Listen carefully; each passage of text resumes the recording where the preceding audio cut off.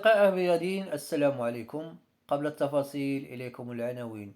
في حلقة اليوم غيكون عندنا ثلاثة مواضيع أساسية. المواضيع الأساسية عندنا الموضوع الخاص بمشكل حمد الله مع نادي الاتحاد السعودي، جديد حكيم زياش، والموضوع الثالث يخص أخبار محتملة عن انتقال أسامة الإدريسي إلى الدوري السعودي. بقوا معنا باش تعرفوا التفاصيل.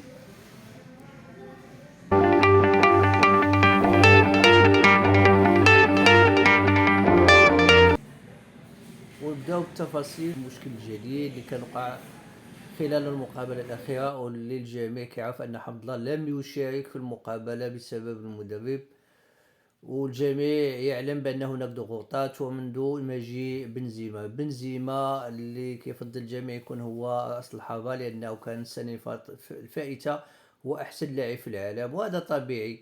لكن حمد الله يثبت أنه دائما في المستوى، أنه لاعب جيد، وحتى خلال المقابلات التي أخذها بجوار بنزيما فكان أداؤه مقبولا وفي المستوى. المهم من خلال هذه المضايقات المعنى ديالها هو أنه يمشي للفريق آخر، وكنا قلنا في الحلقة اللي فاتت أنه ممكن يمشي للوصل السعودي الإماراتي أو نادي الشباب السعودي.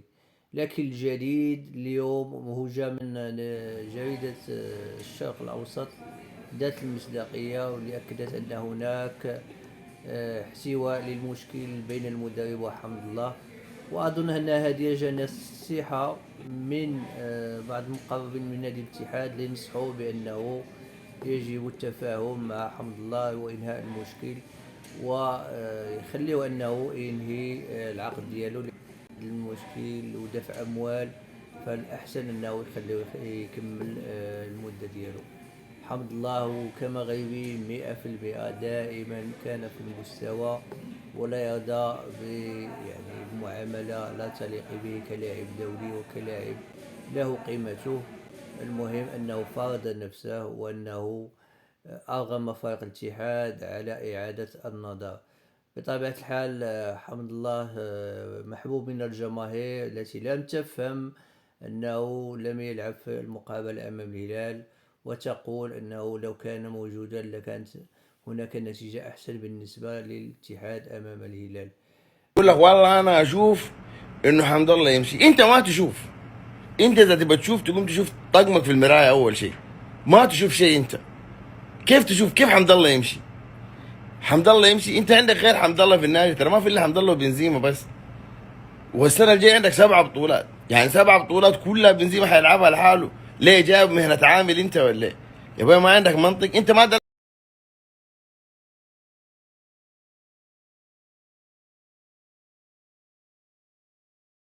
عن الاتحاد لعب مباراة خرافية. بقول لك شيء، لو الاتحاد يسويه خذها مني راح يضيع. الاتحاد لو يبيع حمد الله راح يضيع. تقول لي ليش؟ مو عشان حمد الله هو اللي شايل لك، لا لا لا لا، بس بنزيما قاعد يسوي نفس رومارينيو. حمد الله هو الوحيد اللي جوا الصندوق. انا ماني قاعد اقول لك لانه هو الخرافي اللي شايل لك الليله، لا لا لا لا، بس حمد الله هو الوحيد اللي قاعد يلعب جوا الصندوق. بنزيما ورومارينيو نفس الادوار بالضبط.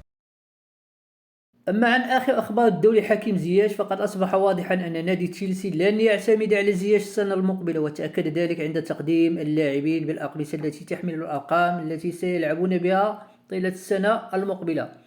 وبدا واضحا أنه لم يحصل على أي رقم، وبالتالي سيرحل عاجلا أم آجلا عن الفريق، وهذا أظنه في صالحه لكي لا يحصل له ما حصل السنة الماضية. لكن هناك أمل في أن يتعاقد مع أحد الفرق التركية كبيسيكتاس أو فينيرباتشي، كما أكدت ذلك بعض الصحف التركية الأسبوع الماضي. لكن وفي رأيي الشخصي فهذا مستبعد، لأن حكيم أظنه يفكر في العودة إلى نادي أجاكس الذي لحد الساعة لم يبدي أي اهتمام أو الاهتمام الكافي لاستعادة حكيم إلى صفوفه، لأنه لديه أولويات أخرى. المهم في الأيام المقبلة ستكون هناك أخبار جديدة عن انتقال زياش، وستكون إن شاء الله سعيدة وسنوافقكم بها في حينها. الآن إلى الموضوع الثالث، وفيما يخص أسامة الإدريسي، والذي كان معارض لفريق فاينورد السنة الماضية من إشبيلية، والذي فاز معه بالبطولة الهولندية. فإن الجديد هو أن ميندي ليبار مدرب إشبيلية سيدفع بعض نجوم الفريق إلى الخروج من النادي هذا الصيف لأن هناك ديون كثيرة على الفريق، ويجب بيع بعض اللاعبين كابونو والنصيري الذين يمكنهم أن يساعد بيعهم في تحسين وضعية إشبيلية المادية. أما بالنسبة لأسامة الإدريسي الذي سيكون من اللاعبين الذين سيغادرون الفريق هذا الصيف، والدليل أن المدرب منديليبار لم يستدعيه للقاء فالنسيا. وبحسب أحد المواقع الإخبارية بمدينة إشبيلية الإسبانية، فإن اللاعب الدولي المغربي أسامة الإدريسي لم يعد موضع اهتمام من ناديه الحالي إشبيلية. ويقال إن أسامة الإدريسي على وشك التوقيع مع نادي دمشق السعودي، وبدأت بالفعل المفاوضات بين إشبيلية والنادي السعودي. والآن إلى المنوعات الرياضية الدولية. وفي خطوة مفاجئة، سحب نادي باريس سان جيرمان الفرنسي صورة اللاعب مبابي من ملعب بارك دي برانس، ملعب حديقة الأمراء، وقميص اللاعب من البيع في متاجر الفريق، في إشارة واضحة إلى تغيير النادي الباريسي لموقفه تجاه اللاعب الذي رفض التجديد، لأن هذا يعني أن النادي لن يستفيد من أموال بيعه وسيذهب مجانا السنة المقبلة. لذلك يفضل النادي بيعه هذا الصيف، واللاعب نفسه يفضل الانتقال إلى ريال مدريد الذي يرفض حتى الآن شراءه بمبلغ خيالي، وينتظر أن يضمه في صفقة مجانية. وفي انتظار انتهاء سوق الانتقالات الصيفية قد يكون هناك جديد يفيد اللاعب وبي اس جي.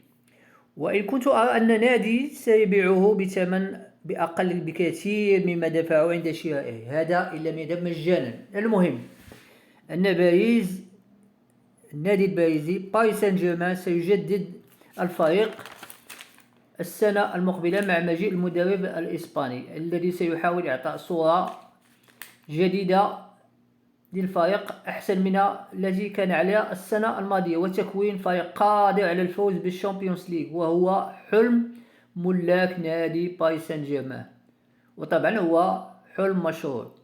وكملاحظة شخصية، فهذه خطوة جيدة من مسيري النادي، لأن التخلي عن نيمار الذي لم يعد في مخططات الفريق، بالإضافة إلى فيراتي ومبابي والذي إن كان مفيدا للفريق لكن أحلامه في مدريد. وفي الختام نترككم مع سؤال الحلقة، والسلام عليكم وإلى الملتقى إن شاء الله.